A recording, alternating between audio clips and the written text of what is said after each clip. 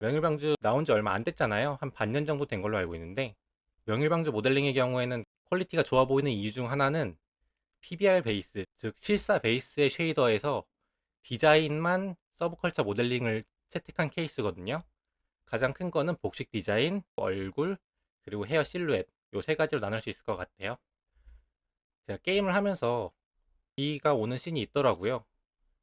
비 오는 씬에 대해서도 기술적으로 뛰어나다, 이걸 어떻게 구현했냐라는 얘기를 많이 들었는데, 이런 식으로 비 오는 게 적용이 돼 있죠. 스타킹 따라가지고 빗물이 흐르는 표현이라던가 아니면 빗방울이 생겼다가 없어졌다 하는 표현들이 있어요.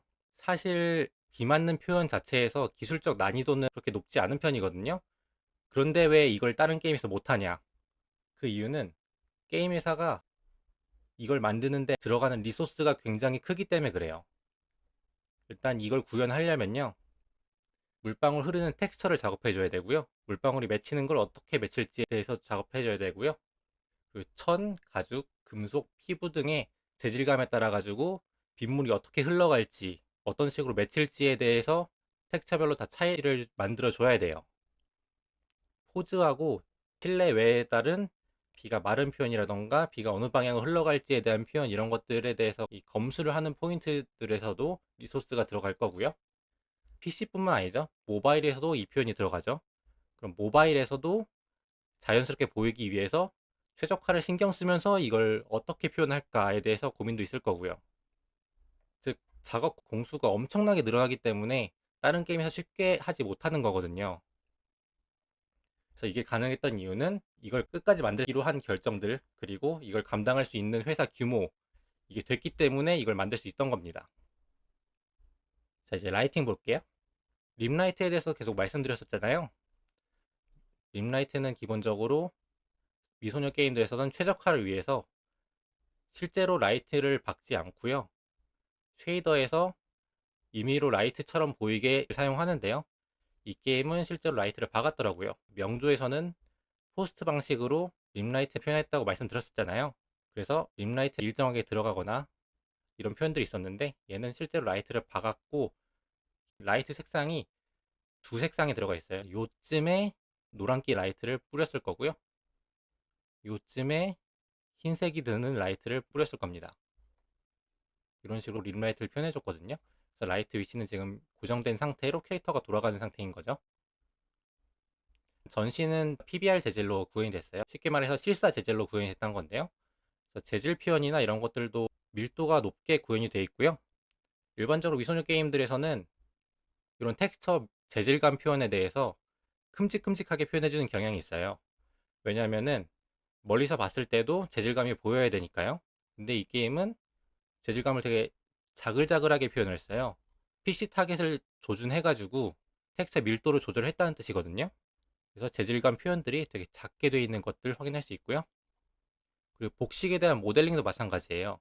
조그만 어셋들 있잖아요. 예를 들면 여기 벨트라던가 끈 표현, 이런 것들은 일반적인 미소녀 게임들에서는 다 큼직하게 표현을 하는 편이에요. 이게 전체적인 볼륨감이 키워져야지 멀리서 봤을 때도 실루엣이 살고 느낌을 잘 살릴 수 있으니까 어셋들을 큼직큼직하게 실제보다 훨씬 크게 만들어주는 편이에요. 소녀전선 2가 그런 것들을 크게 만들어주는 편인데요. 이 게임 보시면은 작게 작게 돼 있죠. 최대한 실사와 비슷한 크기로 돼 있어요. 그리고 이 캐릭터가 그 포즈를 취하는 도중에 살짝 찐빠가 보여요. 여기 있죠. 그냥 오류 찾았네 하고 넘어갈 게 아니라, 저는 여기 부분을 보면서 어떤 생각을 했냐면요, 이 복식 안에 보통은 최적화를 위해서 메쉬를 다 잘라두거든요. 근데 복식 안에 베이스 바디가 존재한다는 뜻이에요. 제가 유추하기로는 복식 유무와 상관없이 안쪽에 바디가 존재한다는 뜻이고, 그거는 의상을 갈아 끼우는 연출 같은 걸 할 때 껐다 켰다 하는 연출이 보일 때 베이스 바디가 보이게 하는 연출을 좀 의도한 게 아닐까, 나중에 복식 바꾸는 게 나오지 않을까라는 생각도 듭니다. 아니면은 뭐 작업 효율을 위해서 그랬을 수도 있고요, 메모리 절약을 위해서 그랬을 수도 있고, 정확한 이유는 모르지만 복식 안에 베이스 바디는 존재하는 상태로 렌더링이 되고 있다라는 게 신기한 부분 중 하나인 것 같아요. 헤어는 애니스트로픽 헤어가 적용돼 있거든요. 애니스트로픽 헤어가 뭐냐면요, 일반적으로 미소녀 게임들에서 하이라이트 영역을 이렇게 직접 그려줘요. 여기 하이라이트가 이렇게 그려져 있는데 이게 빛을 안 받았을 때는 이 영역이 안 보이게 사라집니다. 그래서 이 영역에서만 하이라이트가 먹는 거예요. 다른 미소녀 게임들에서도 대부분 이런 방식을 채택하고 있는데요. 자, 명일방주 보시면은 하이라이트 영역이 바뀌죠. 이것도 실사 헤어에서 많이 쓰이는 방식인데요.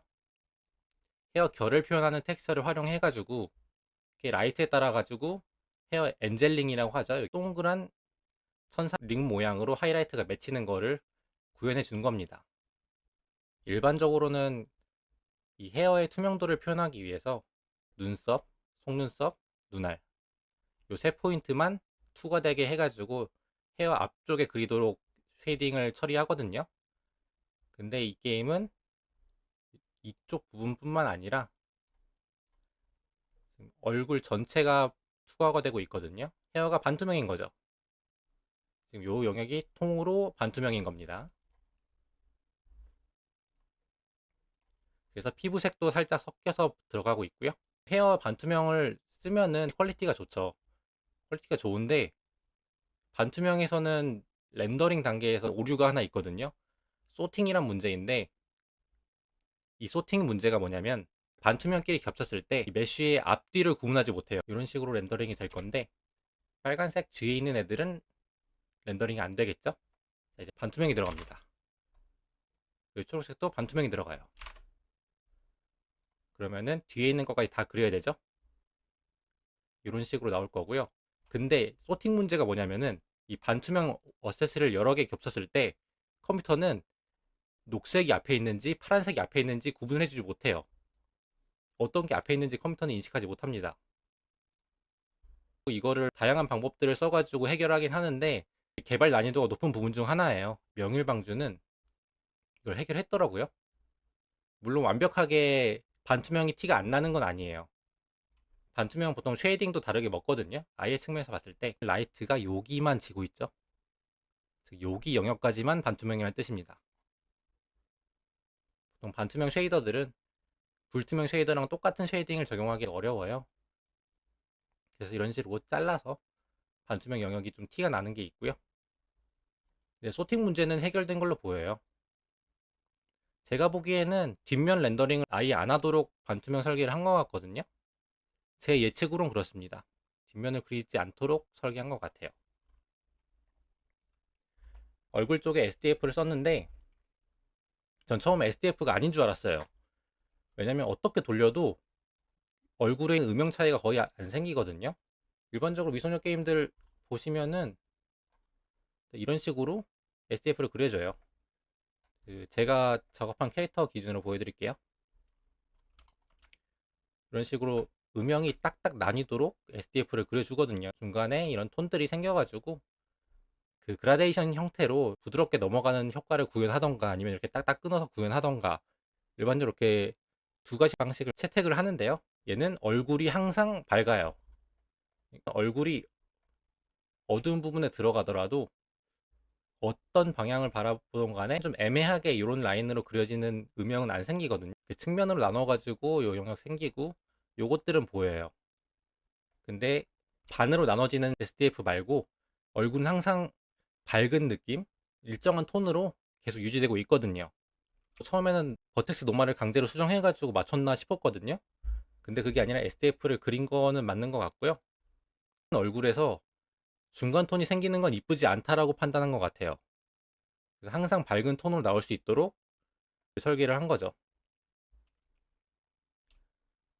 헤어 그림자를 유심히 봤거든요. 그림자를 봤을 때 얼굴 측면 부분에서는 헤어 그림자가 잘 먹고 있어요. 여기 헤어 그림자 보이죠? 실시간으로 그림자가 먹고 있거든요. 당연히 정면도 헤어 그림자가 먹고 있겠거니 생각을 했거든요. 이렇게 헤어 그림자가 보이죠? 그래서 당연히 실시간으로 이렇게 헤어 그림자를 먹었겠구나 이 생각을 처음 했거든요. 근데 그렇다기에는 헤어 그림자가 너무 깔끔하게 나오는 거예요. 실시간 라이트로 이렇게 깔끔하게 나올 수는 없거든요. 중간에 블러가 먹는다던가 안 예쁘게 먹는 경우도 많고요. 헤어 그림자가 포스트 방식으로 작업을 한 줄 알았어요. 무조건 한 방향으로만 표시되는 경우도 있고 카메라 방향 따라 가지고 그림자가 움직이진 않거든요. 근데 지금 카메라 방향 따라 가지고 그림자가 움직이고 있어요. 얘는 왼쪽 아래에 있어요. 네, 얘는 오른쪽 아래에 있네요. 아, 이거는 포스트 방식으로 한 게 아니라 그림자 메쉬를 썼겠구나. 파악이 되는 거죠. 요거 외에도 단서가 하나 더 있는데요. 그림자 메쉬가 뒤로 씹히면서 이 사소한 씹힘이 생겼죠. 이건 메쉬가 안쪽으로 밀렸다는 뜻이고 메쉬를 썼다는 의미입니다. 어떤 식으로 만들었는지 개인 작업한 걸로 간단하게 보여드릴게요. 여기 헤어가 있고요. 그림자 메쉬가 있습니다. 그림자 메쉬가 이렇게 뒤쪽으로 배치가 돼가지고 돌렸을 때는 이렇게 보이고요. 반대쪽으로 돌렸을 때는 이렇게 보이고요. 카메라 방향 따라 가지고 그림자가 움직인 것처럼 보이잖아요. 이 기법이 적용된 겁니다. 그리고 코에도 명조처럼 포인트 메쉬가 들어가 있어요. 얘는 아웃라인이 생기지 않는 상황에서도 항상 메쉬가 보이거든요. 코에 메쉬가 들어가 있다는 뜻이고요. 눈만 크롭해서 보겠습니다. 지금 하이라이트 위치가 변했어요. 얘는 여기 있고 좀 더 오른쪽에 있어요. 하이라이트 위치가 카메라 방향 따라서 바뀌는 거거든요. 요거는 메쉬를 썼는지 아니면은 반투명을 썼는지는 잘 모르겠어요. 아니면 뭐 쉐이더로 뭔가를 하실 수도 있고요. 이렇게 카메라 방향 따라 가지고 하이라이트 방향이 바뀌더라고요. 요 부분도 신경을 많이 썼구나라는 게 보였습니다. 입술 부분도 하이라이트가 카메라 돌리는 것 따라서 움직입니다. 여기 입술에는 광택 맵을 사용해 가지고 입술에 하이라이트만 맺히게 설정을 한 것 같고요. 그리고 이 게임은 실사 기반이라고 말씀드렸었잖아요. 안경에 반사되는 환경 맵 있잖아요. 지금 이 배경이랑 여기 반사되는 배경이랑 다르죠. 요거는 환경 맵을 따로 적용했다는 뜻이고요. 그리고 털 표현도 플랜드를 엄청 많이 박은 다음에 거기에 컷아웃 알파를 적용해서 이렇게 수많은 털이 보이도록 하는 실사에서 많이 쓰이는 털 표현 방식인데요. 여기까지 제가 확인한 캐릭터 분석이었고요. 전반적으로 이 게임은 실사 기반 쉐이더를 활용해 가지고 미소녀 게임을 만든 느낌이 가장 도드라지는 것 같아요. 덩어리감이라던가 아니면 쉐이더 표현이라던가 이런 것들도 실사 기반으로 잘 설계가 되어 있는데 그 안에서 서브컬처 디자인만 적용한 느낌이 많이 들더라고요. 그래서 이런 부분에서 유저들이 게임이 퀄리티가 높다라는 걸 좀 생각하시는 것 같아요. 저는 그렇게 봤고요. 자, 여기까지 캐릭터 모델링 분석이었습니다. 감사합니다.